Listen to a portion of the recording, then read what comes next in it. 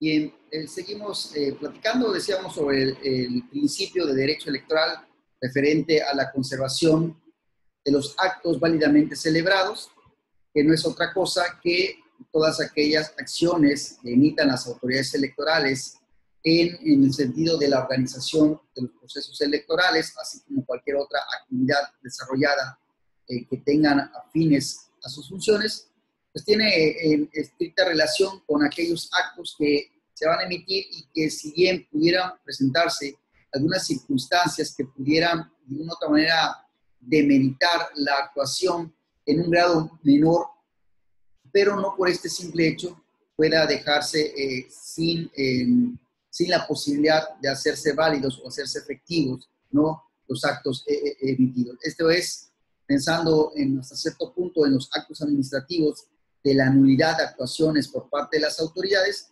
Esta no se dará si es que, digamos, el error o la circunstancia que se pudiera presentar no afecta en gran medida, ¿no?, siempre preservando el interés general. El tema de la juridicidad, precisamente porque las acciones del desarrollo del proceso electoral, así como cualquier actuación que desarrolle las autoridades electorales, pues tienen que estar apegados a principios, a reglas y normas preestablecidas.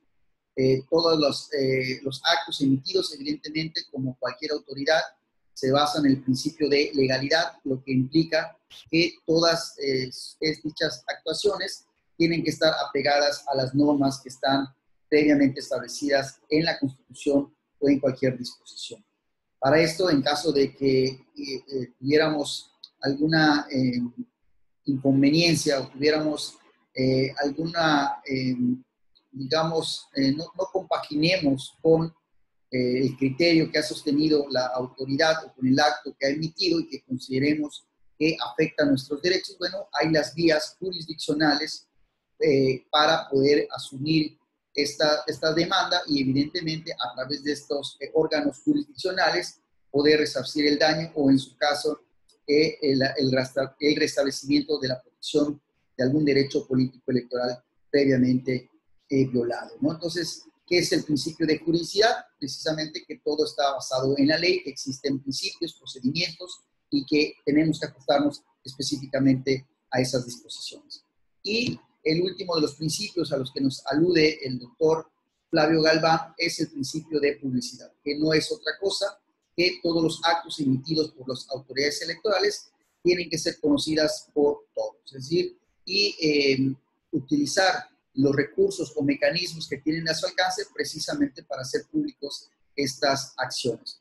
Evidentemente, periódicos oficiales de algunos actos o reglas o acuerdos emitidos por el Consejo General o los máximos órganos de dirección de alguna autoridad también serán publicadas por estos medios oficiales. Sin embargo, también pueden utilizarse cualquier otro medio de difusión convencional o digital, ¿no? Lo que se busca con el tema de la publicidad es que se dé a conocer a toda la ciudadanía, a todas las personas, todos los habitantes de un territorio, de una demarcación, las acciones emitidas por las autoridades. Y, evidentemente, también quiere decir que las actuaciones o los acuerdos que emitan pues tienen que ser públicos, de tal suerte que al menos en los institutos electorales y en los tribunales electorales todos los acuerdos y todas las sentencias son públicas y hoy día se pueden acceder a través del internet entrando a las páginas oficiales de estos institutos y ahí podemos nosotros tener todas las acuerdos y todas las sentencias que se emitan por parte de estos órganos o instituciones en materia electoral. Es evidente que también, insisto, todas las acciones, convocatorias, procedimientos, licitaciones, todo, absolutamente todo, es a través de los mecanismos oficiales, que insisto que además también podemos o se pueden utilizar mecanismos como el internet o los medios de difusión convencional, como es la radio, la televisión o el periódico, ¿no? La prensa escrita, que nosotros le llamamos. Entonces, esto implica el tema de publicidad, darse a conocer por todos en todos los sentidos. Bien, y finalmente, respecto a este tema de el marco teórico del derecho electoral, podemos hablar sobre los sujetos del derecho electoral, es decir, quiénes son las personas físicas o morales que de una u otra manera tienen relación directa con el derecho electoral. Y en términos generales podemos decir que todas las personas, absolutamente todas las personas, tienen de una u otra manera relación directa con el derecho electoral. En primer lugar, nos referimos a los ciudadanos, ¿verdad? Las y los ciudadanos, en su calidad de candidatos de un partido político o candidatos independientes, en su calidad de funcionarios públicos, en su calidad de observadores electorales, de capacitadores electorales, aquellos ciudadanos que fungen el día de la jornada electoral como integrantes de la mesa directiva de casilla, ¿verdad? Estos funcionarios son muy importantes y que al final del día son ciudadanos, pero en general, ¿verdad? El día de la elección, todos los ciudadanos tenemos el derecho, pero sobre todo la obligación de ir a votar. Por ende, también existen reglas, procedimientos, derechos, obligaciones de las y los ciudadanos en el ejercicio del poder político y sobre todo en el ejercicio de sus derechos políticos electorales. De tal suerte que todos los ciudadanos de una u otra manera estamos involucrados o estamos sujetos al marco del derecho electoral. Y de manera específica, los partidos políticos, así como las agrupaciones políticas, pues evidentemente su esencia es la participación en los procesos electorales, como señala la Constitución, hacer posible el acceso de los ciudadanos a los cargos de elección popular. Por eso es que tanto las agrupaciones como los partidos políticos, pues de una u otra manera, de manera directa, tienen relación con el derecho electoral y prácticamente parte de su estudio de esta materia tiene que ver con los partidos políticos. Las autoridades pues, también son sujetos del derecho electoral y no solamente las autoridades electorales, sino cualquier tipo de autoridad.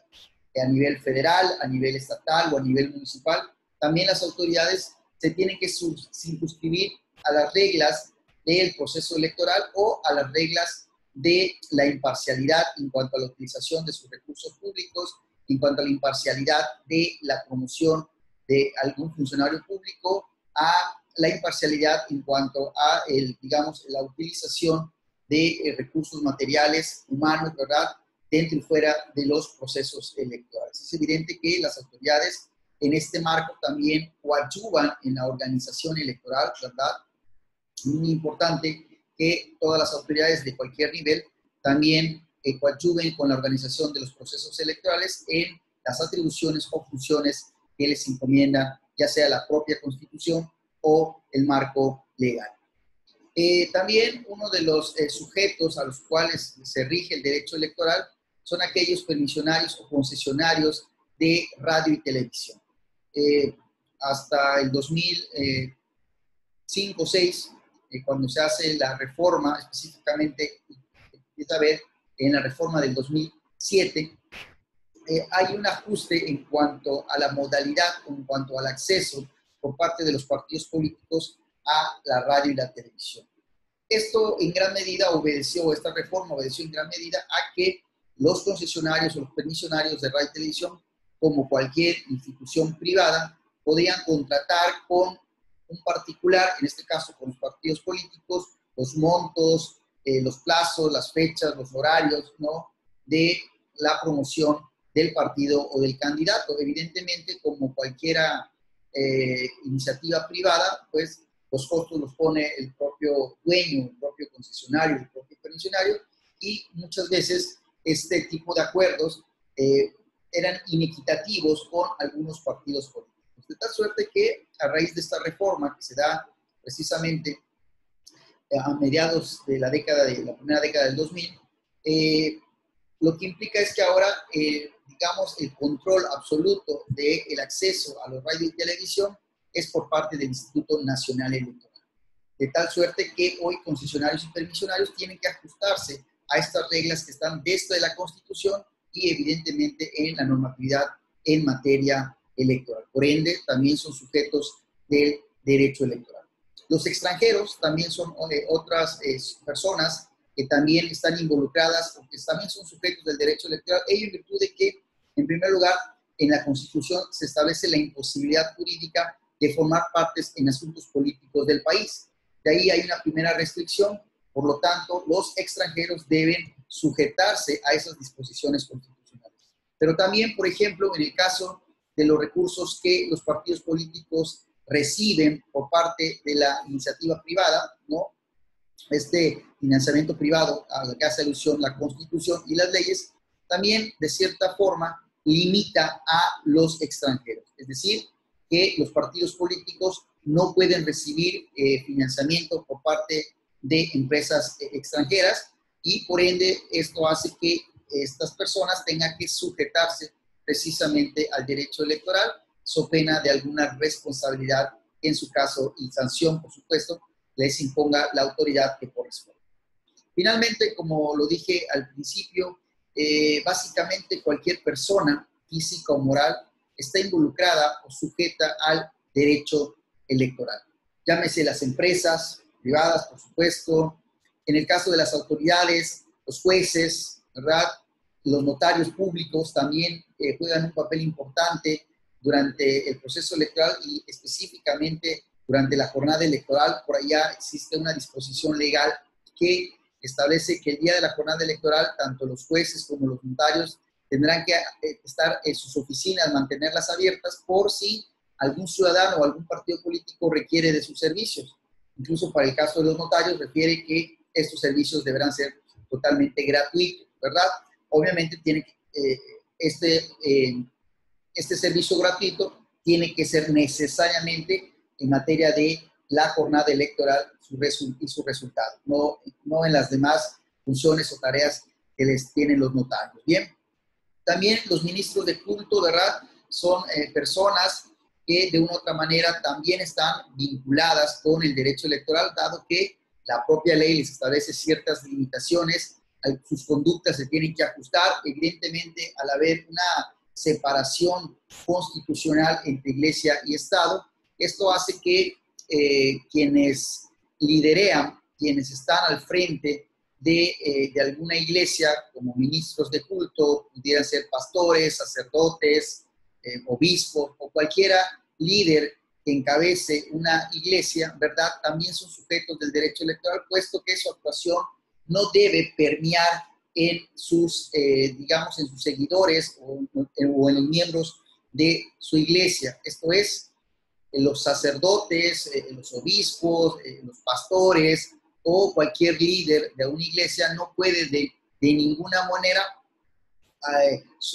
digamos, justificando su actuación como parte de un culto religioso, estar candidateando o estar haciendo una publicidad, ya sea a favor o en contra de algún partido político o de algún candidato en específico. Deben sujetarse a su cumplimiento estrictamente que le establece su norma, es decir, a cuestiones de culto religioso y separando totalmente las cuestiones de Estado y específicamente de los procesos electorales, la jornada electoral y sus resultados.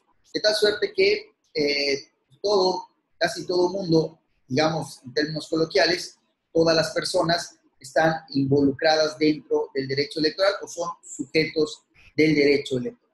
Bien, con esto, digamos, damos una explicación respecto al marco teórico del derecho electoral, evidentemente pasando por su concepto que está acuñado por diversos autores y aquí platicamos de algunos de los elementos esenciales que engloban este concepto del derecho electoral, su objeto de estudio, su naturaleza, ¿verdad? Es muy importante señalarlo. Evidentemente platicamos sobre las fuentes que dan origen al derecho electoral, las circunstancias como la ley, la jurisprudencia, los acontecimientos sociales y, por supuesto, aquellas reglas que hoy día no se encuentran vigentes, pero que también fueron la base o soporte para la construcción de normas en materia electoral, ¿verdad?